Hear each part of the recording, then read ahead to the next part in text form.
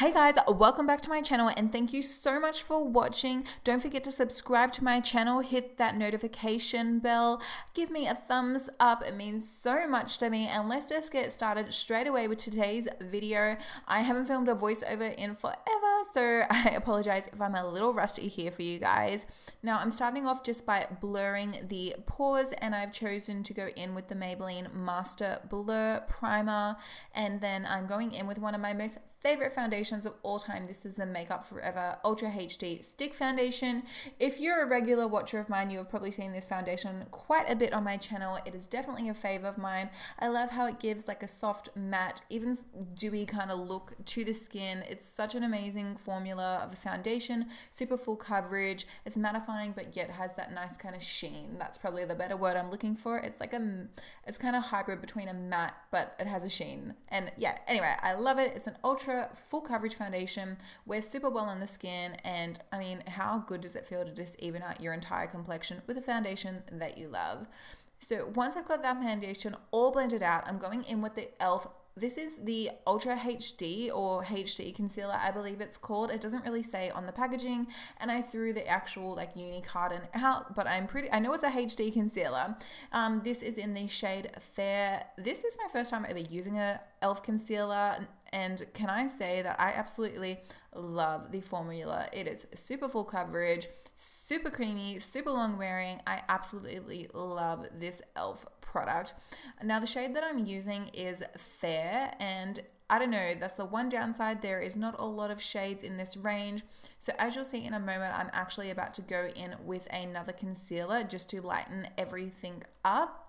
But I'm just taking that first initial concealer in the areas that we usually do to hide any discoloration, and then going over the top of that just with a little small amount of that Colourpop no filter concealer just to lighten up the areas of my face, just really under the eye and in the center of the face, because that first concealer that I used is pretty similar to my foundation shade.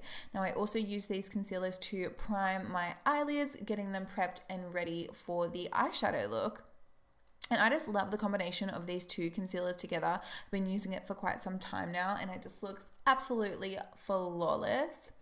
Now, my brows are pretty freshly tinted, so I don't need to do a lot of work to them, but I am going in with the MAC.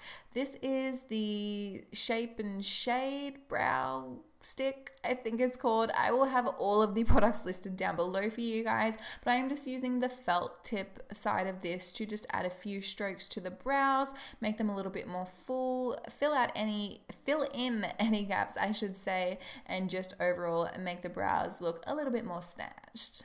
And using my spoolie to kind of blend everything out, make everything look crisp. I only really show you guys one brow because, I don't know, I have a video on how to do brows, and you guys don't need to see that. Everybody has their own preference for brows. Now I am going to set that concealer on my lids, and I'm going in with the Charlotte Tilbury. This is the Airbrush Flawless Finish Powder, I believe it is called.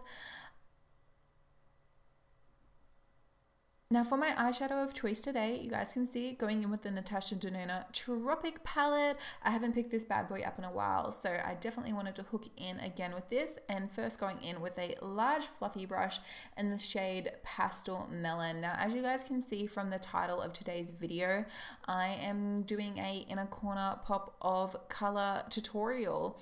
Now I didn't want to leave my lid completely blank, so I just wanted to go in with a few nice soft shades on the lid just to create a little bit of dimension, and so that there was just something a little bit more happening than just the inner corner pop of color. So as you can see, I'm just taking that shade Pastel Melon and I am just fluffing that through the crease area. So first taking it right into the crease and then going a little bit higher up. And then on that same brush, I am changing over to the shade Sahara and going back over that again a little higher, and just further blending and deepening the color of that crease shade.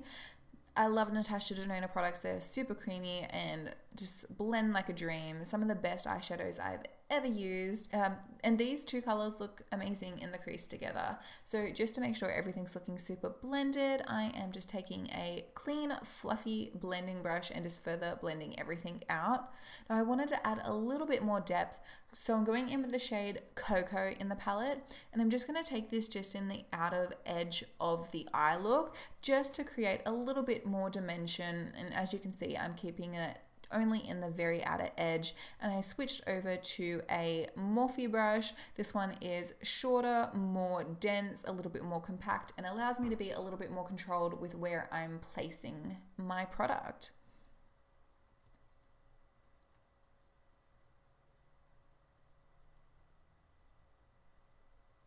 Now before I go in with the inner corner pop of color, I wanted to set the under eye area. So I'm just making sure that there aren't any more creases under the eye before I go in with the Laura Mercier Secret Brightening Powder.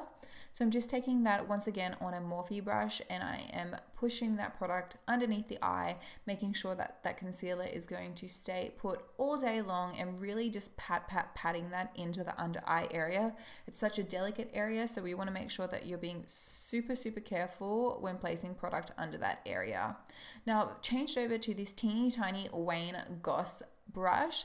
I was so indecisive whether to go in with the purple or the blue in this palette. I ended up choosing purple. So this is the shade Zena.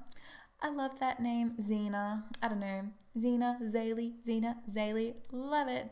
And I am using that shade. I'm blocking everything out. You can't see it here, but I'm using that teeny tiny brush to take that shade Zena into the very inner corner of my eye. Now I do actually cut this bit out of the video. I edited it out, but I took the shade a little bit too low. So I do actually go in with concealer and clean that up a little bit. And I do go in again a little later, which you guys will see. But for now, I am just taking my Tarte curler.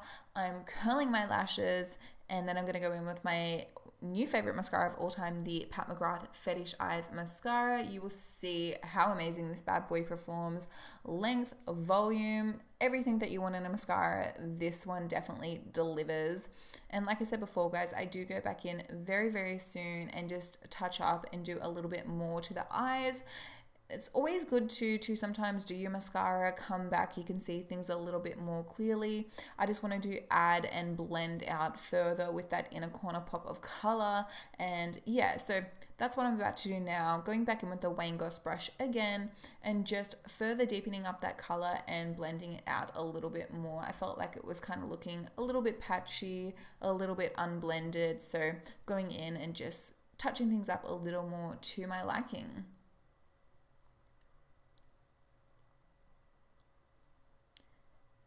So now I'm moving on to the face before I go back on to finish off the eyes. So I'm going in with this contour product by Charlotte Tilbury. This is the Hollywood Contour Wand, and I'm going to chisel out my cheekbones.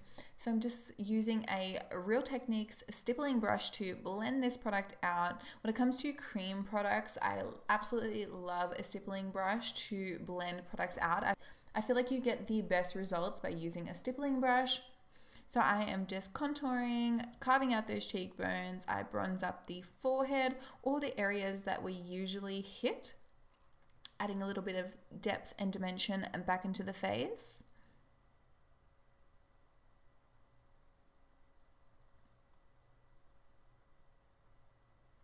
And I'm sorry if the lighting slightly changes in this video, guys. I am working on that. If you have any tips, any feedback, anything like that, please don't hesitate to comment down below and let me know.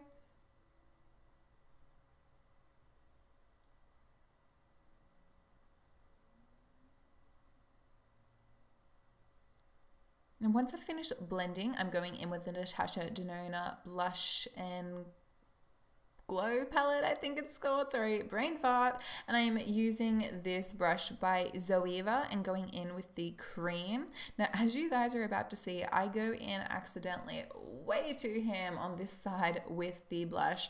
This is a super pigmented product, and a little goes such a long way, but you can always fix your errors. So I'm just blending further, just blending out as much as I can before I go in and fix everything. So yeah, as you can see, I'm just doing the other side of my face first, applying that blush a lot more light-handed and blending everything out. But because I did go in a little bit too intense, I'm about to pick up my beauty blender and I'm just going to lightly tap over everything that I've done, especially on that side where I went in a little bit too harsh. And you can see instantly how that has just helped fix my problem here, fix my error. The blush isn't looking as intense. So if you ever do make a mistake with your blush, you can always use a beauty sponge, whatever had any additional product on it to help kind of blend things even more. Now for my highlighter of choice today, I've gone in with the Hourglass Ambient palette. I'm just mixing a couple of those shades together and applying that with another brush by Morphe, and just hitting the usual areas, the cheekbones, also doing a little dab on the chin, and of course the Cupid's bow.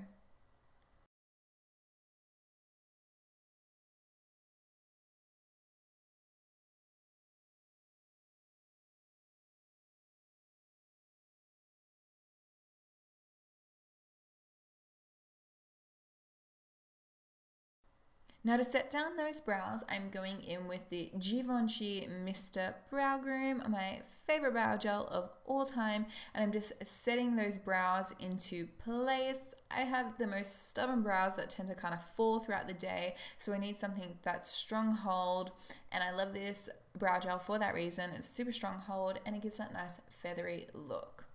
Now going back into the Natasha Denona palette, I'm going in with this short shader brush and going in with the shade Sahara, and I am packing this onto the outer corner of the eye.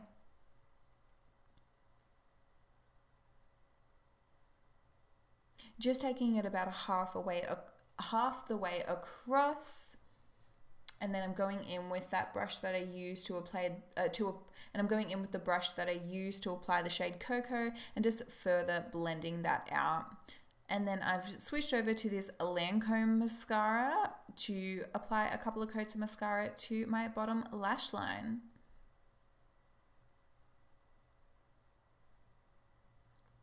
And please excuse my ratchet nails. I've had so many of them break. I really need to get them done.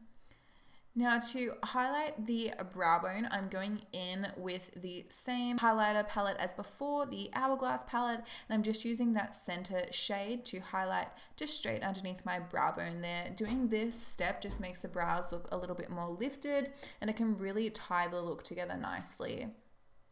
And to add a little bit of a light to the under eye, I'm going in with the KKW Brightening Powder in the shade 1, just to lighten up underneath the eye area.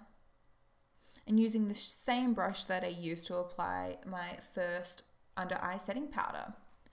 To set the face down, I'm going in with the GlamGlow Glowsetter spray. This is a dewy setting spray, one of my faves, and it smells amazing. And to finish off the look, I'm going in with the Makeup Forever lip liner. I think the shade is in 3C. Like I said, I will have all of the products listed below for you guys.